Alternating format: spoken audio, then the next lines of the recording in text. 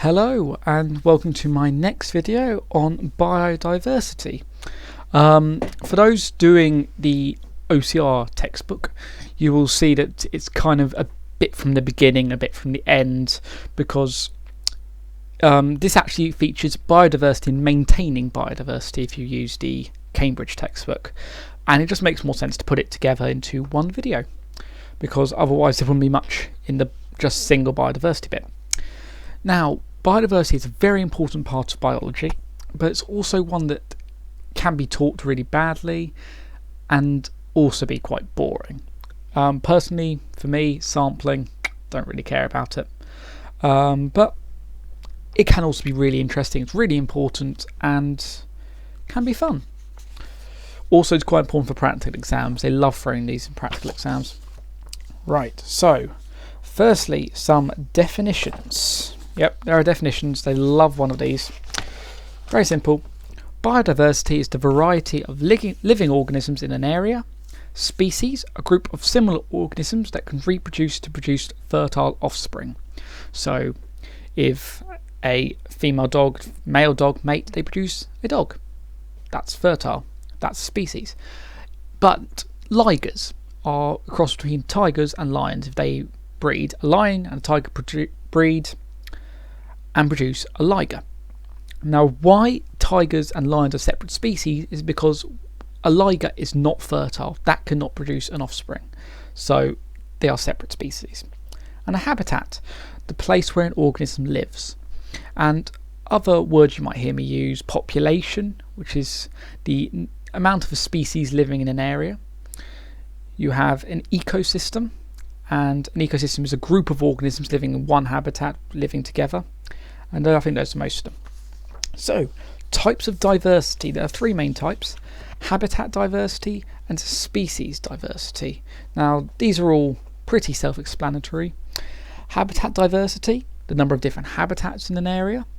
Species diversity, the number of different species and the abundance of each species. And genetic diversity, the variation in genes within a species. Now, habitat diversity is more if you're having a whole kind of ecosystem. So loads of organisms living in one habitat, but you might have like little habitats all over the place. So if you have a woodland, you might have a little river, and you have the trees, the shrubbery, the ground, the soil. You have all these different habitats. That's habitat diversity. Species diversity is just how many different species there are. So if you have, let's say, in a tree, you'll have loads of different insects, birds, squirrels, perhaps, and the number of different species there are, well, the number of different organisms in that species, so the population. Genetic diversity is more between a species. So, for example, humans have blue eyes or brown eyes. That's genetic diversity, and that helps provide variation and adaptation, which we'll go through when we do evolution. Right. There are a number of species on the planet, and so far we have named about 1.5 to 1.75 million. But they reckon the total number of species is 5 to 100 million. 100 million species, and we've named 1.75. As you can see, there's a lot to be undiscovered, mainly insects or bacteria, and there are reasons why different people have different estimates, because different techniques are used, and different people classify species as a different thing. It's quite hard to do. For example, viruses, people are not sure whether they should be counted as living or not. That's why it can be a bit confusing. Little is known about some organisms. For example, bacteria. We don't know much about bacteria yet, which is why recently they've been split into different groups. But for all we know, there could be millions more bacteria species that we don't know about, and that's probably where most of the total species are. And biodiversity varies. For example, if you have the biodiversity of a rainforest, there's loads of organisms there, but it's quite hard to reach and count them all and document them all. So there are many reasons why it can be hard. Now, importance of biodiversity. Now, obviously biodiversity is very important. Now, the humans, I've written environment. It is environment, I promise you. Sorry. Now, humans have many effects on the environment. We use the environment to our advantages. We have, well, the number of humans has risen, so I think we've gone up. Well, we recently reached 7 billion, and I think it was only a billion at the turn of the millennium. Well, a billion less, 6 billion at the turn of the millennia. It's gone up a huge amount in the last 100 years.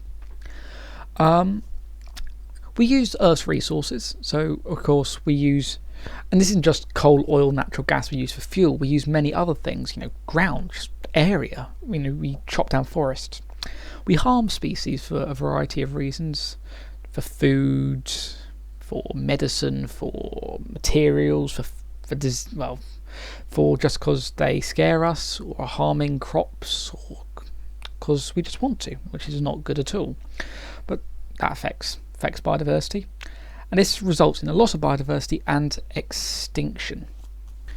Extinction is when a species ceases to exist. Very simple.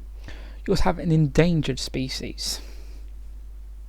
An endangered species is a species where its number is low, the population has reached a critical level, and is a risk of extinction, which of course many organisms are facing at the moment. Currently, 784 species have become extinct since the year 1500, which, to be honest, is not that much compared to the future statistics. 20% extinct by 2030, 50% extinct by 2100. Well, no, 2100. Now, think about how many species we said there could be. 100 million and 50 million gone. That's pretty alarming. And they reckon it's that species are going extinct 100 to 1,000 times faster than just general background extinction. Organisms do go extinct, it happens. But also, this extinction is as fast as any other extinction event. So this isn't the fastest extinction ever. There's actually two bigger ones, but it's pretty close. The two ones are the biggest one is the meteorite that killed the dinosaurs 65 million years ago, and the second biggest is the Permian era extinction, which is 250 million years ago, roughly. And if you think we're nearly as fast as the extinction event that caused the death of the dinosaurs, meteorite crashing into Earth killed organisms very quickly, and that's what we're doing right now. It's pretty shocking. Now, there are a number of reasons why it's important to maintain biodiversity, and I count them as the three E's and two A's. EEEAA. Economic, ecological, ethical, aesthetic, and agricultural. Economic reasons. Lots of animals produce food and drink, and plants as well. Obviously, I'm going to say organisms from now on, basically talking about plants and animals. Nearly all the food comes from some form of plant or animal. Often a lot of drinks do too. Milk. Clothing from, let's say, wool from sheep, and etc. Drugs. Lots of plants produce drugs. We've got you have Taxol from the Pacific yew tree, for example, and of course, if the rainforest is being chopped down, many of these species could go, and also other drugs such could be made from bacteria, which also could be going extinct. Fuels. Lots of they think of doing biofuels now. Obviously, reduce biodiversity, reduce chance of making them. And materials, lots of industrial materials are used as well. So many reasons, just in economical. Ecological. Now, if you kill all these little mice in the field because you think they're destroying your crops, you destroy the food chain, because then the other predators that feed on mice don't have enough food. So there's a knock-on effect, and reducing the biodiversity of just getting rid of one organism from a habitat can have a huge effect on the whole ecosystem. Nutrient cycles. If you have decomposers like worms that improve the quality of the soil by recycling nutrients, and they go, then the soil quality will be affected, which will affect plants, and then the food affected. So that can also affect us, not just the whole ecosystem.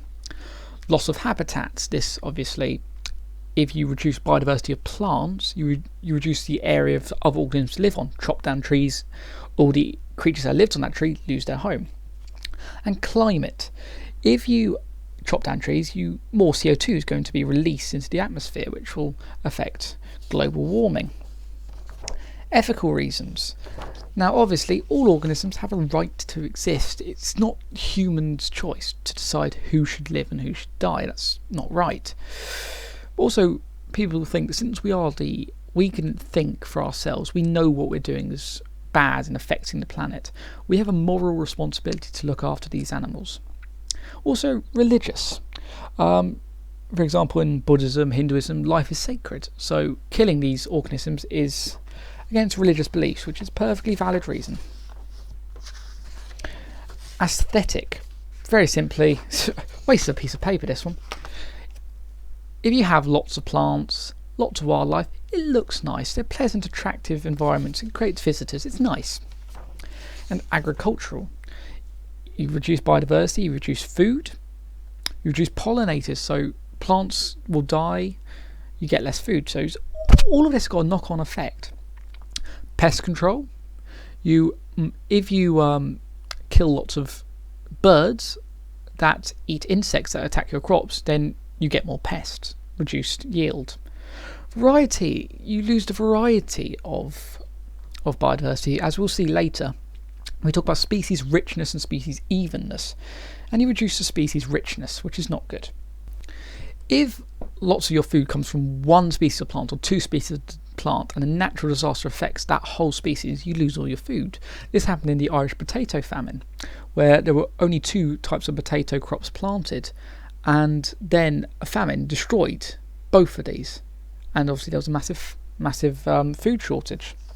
So those are the main reasons why it's important to have biodiversity. Climate change. Now, many organisms live in a specific climate. They will live in a cold climate, warm climate, tropical climate. And if climate change will either heat up areas or cool them down and may make them uninhabitable. The Sahara Desert, for example. Well, there are a few organisms living there, but not many. However, it can create some habitats habitable, so more organisms can live there, so it increases the range of species, but it also can decrease the range, so it can be good and bad. But if it becomes too hot an area and organisms used to colder climates, they may move more north, and eventually they're not going to be able to move any more north. They might be met by a body of water, or there might be major human developments or agricultural land. They can't go into that habitat because that's uninhabitable. So they can't migrate, and they're not going to be able to adapt and evolve quick enough. So they face extinction.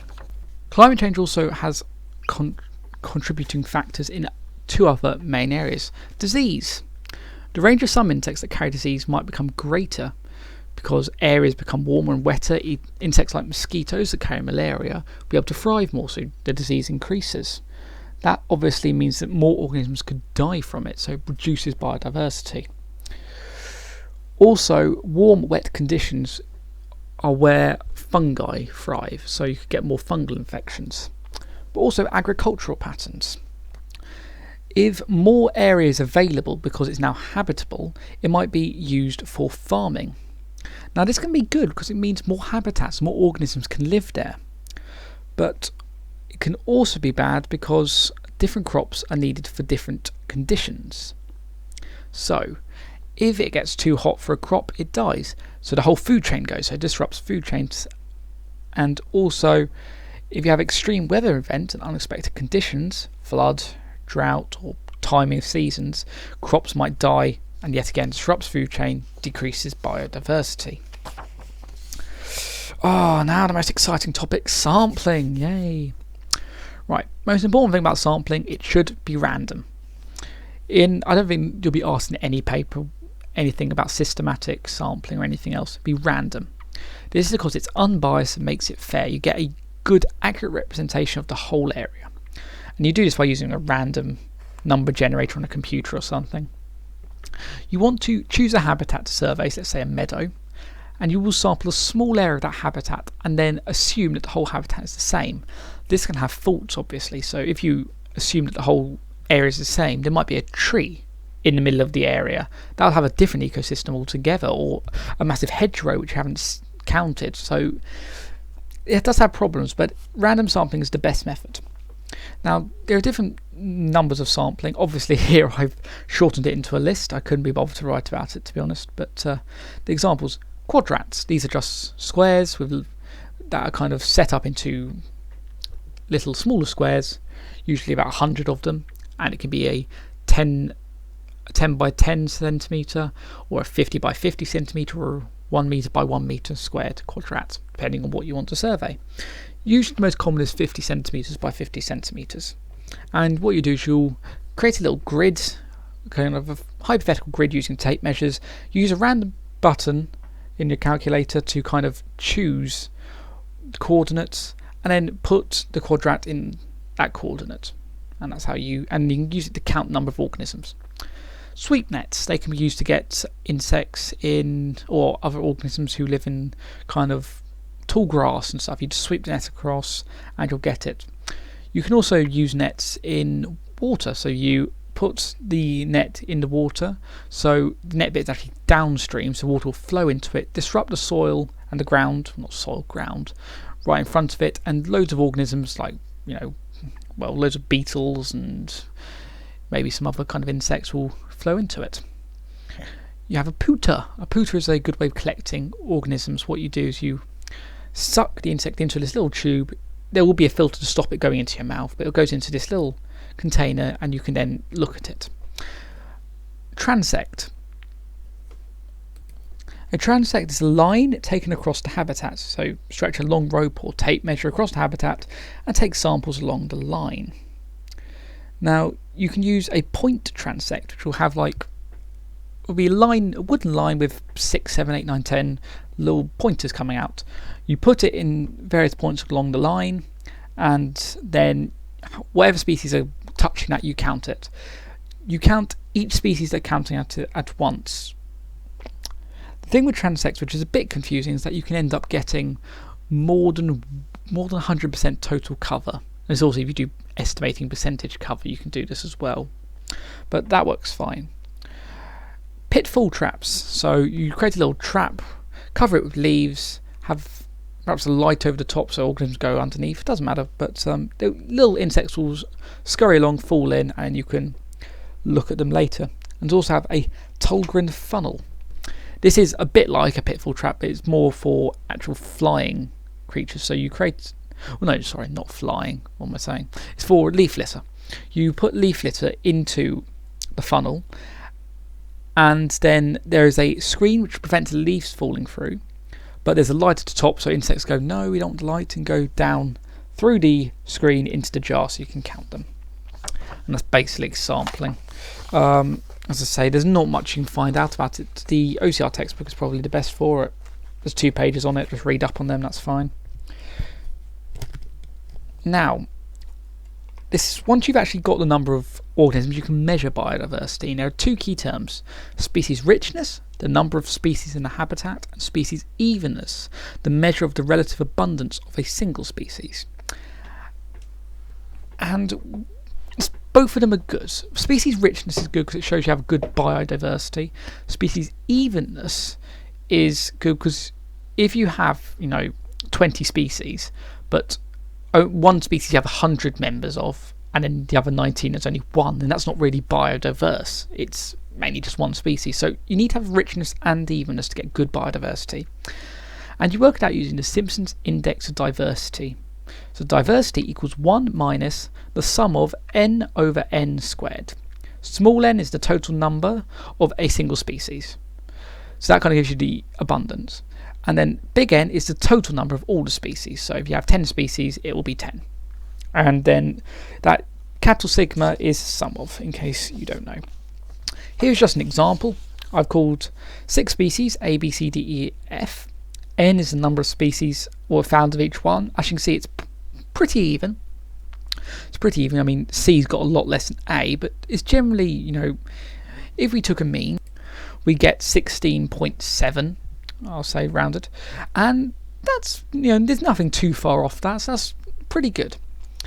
There are 100 members of a population, so big N is 100 to make it nice and easy. So what you do is you divide N by big N, so 32 divided by 100, 12 divided by 100, all that, and that gives you N divided by N.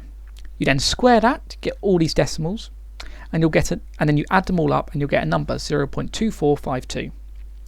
1 minus that number is diversity. Here we've got 0.75, which is good. That's a good diversity. It's quite high. And that's how it works.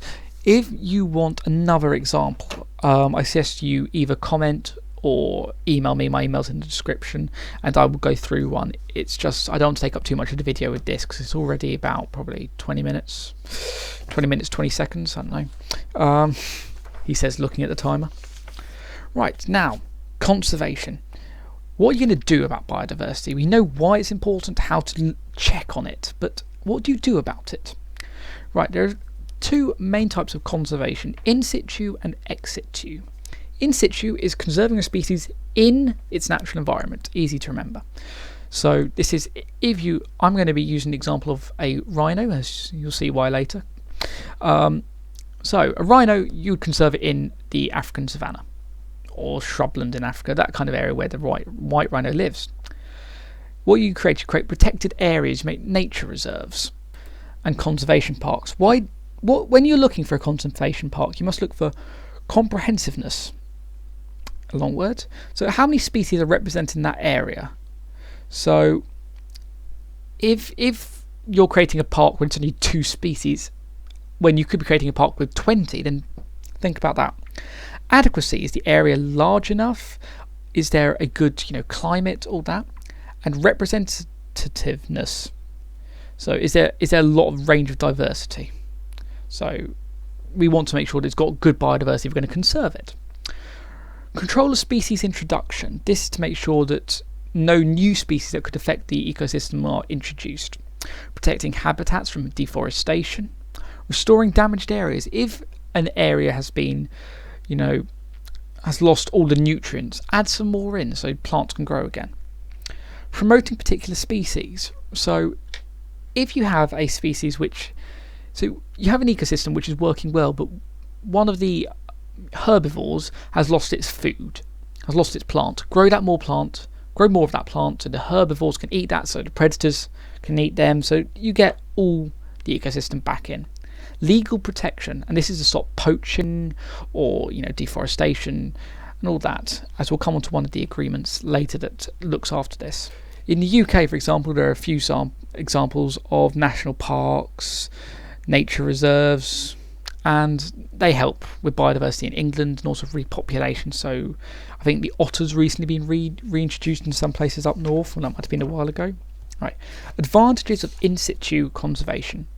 You can conserve the species and the habitat. That's good. So you not only if you're conserving the white rhino, you can also conserve the habitat around it, so increasing biodiversity. It's less disruptive. Some organisms don't like being moved about to zoos, so it's a good thing to do, and also a greater chance of population recovering. Many organisms find it hard to mate in captivity. Pandas, for example, though I don't think they want to mate ever. They want to become extinct, which is sad. I like pandas. Disadvantages, it can be difficult to control. I mean, in a zoo, you're unlikely to get someone who comes in and shoots a rhino. It's not going to happen. Or chops down a tree.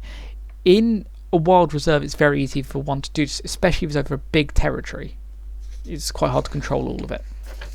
Ex situ, this is conserving a species outside its natural environment. So this involves relocating them to zoos, breeding programs, botanical gardens. I mean, this is to help plant biodiversity, and seed bank. Seed banks are a place where there's a collection of hundreds and thousands of species of seeds, and they're kept for decades or even hundreds of years, so you can repopulate species later if they go down, but also they're used for food, materials, so they've got other uses. Now, obviously want to prolong the viability of these seeds, so they're stored in dry, frozen conditions. So usually about 5 degrees temperature reduction will also double the lifespan, and 1% decrease in seed moisture will also double the lifespan. So obviously you want to reduce it, but not too much that it just dies, obviously, because that'll be useful.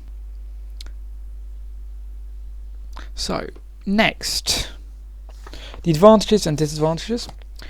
Advantages, you can control the environment, and you also reintroduce species, so you can do breeding programs and then reintroduce the organisms. Disadvantage, if you've got a massive nature reserve out in Africa, you can have thousands of animals there. In a zoo, in one habitat, in one exhibit, maybe 3 or 4 rhinos, not many.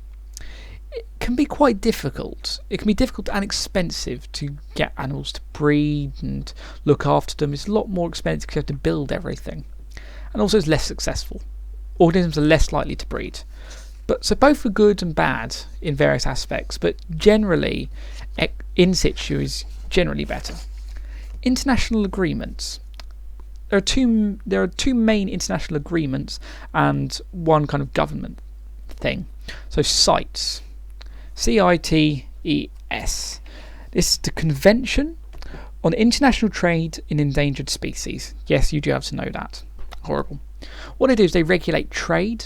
So they regulate and limit trade. So they prevent trade in horns or fur or kind of, things that come from endangered animals. They make it say that any country that is in this agreement, it's illegal to kill endangered species.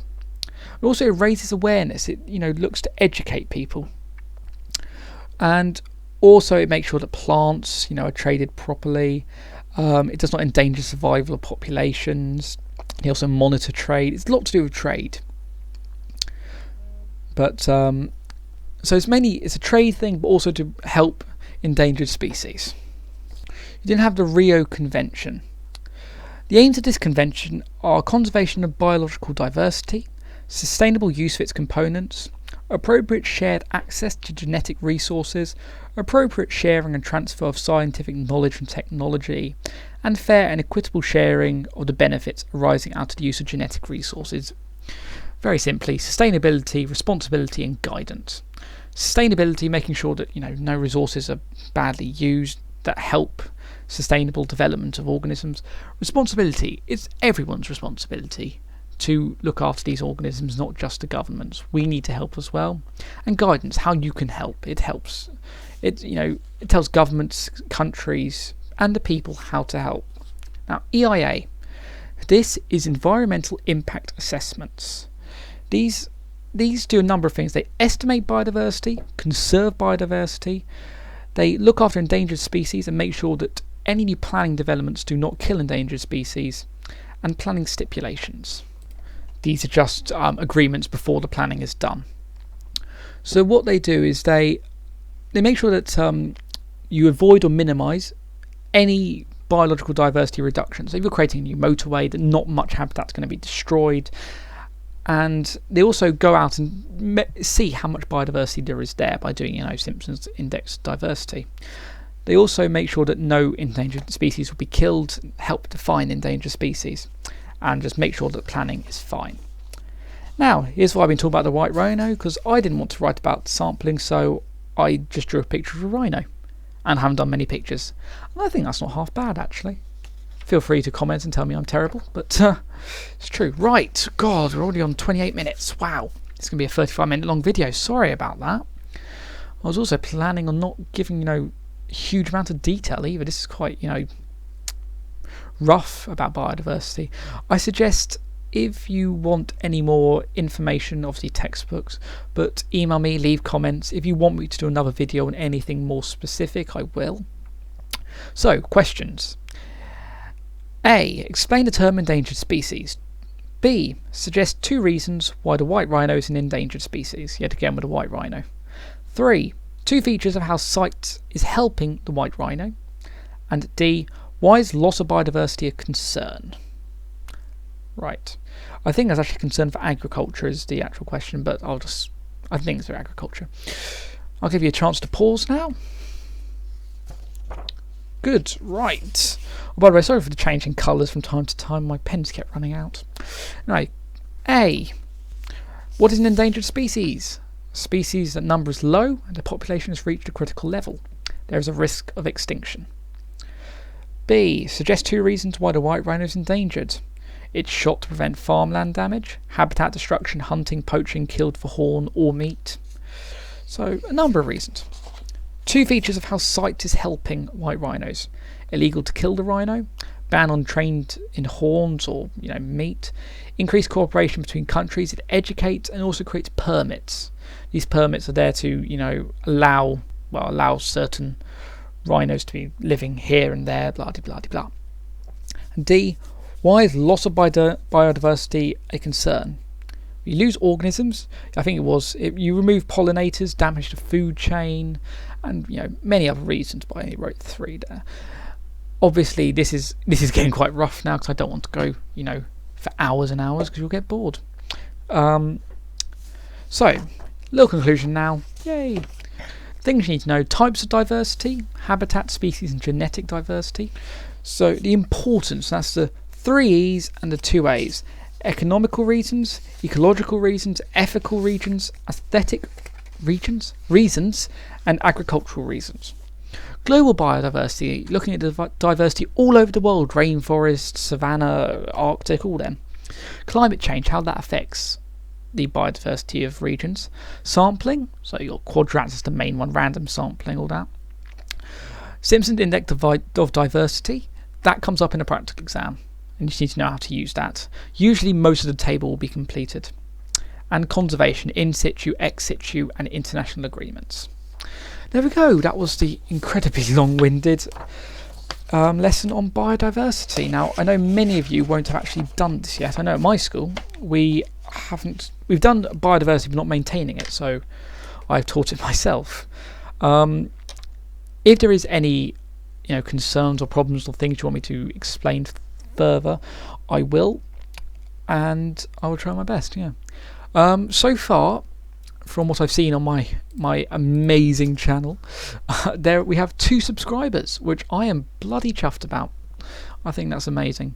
So well done. And I think we're on 66 views, and I didn't think we'd even get 1 subscriber, so amazing. Keep comments, likes, subscriptions going. Anything you want me to do, just ask. I've got my description has my email address. I'm more than happy to do any requests. Also, I'm on the student room, which I'm sure is where many of you found me from. Feel free to add me on there, or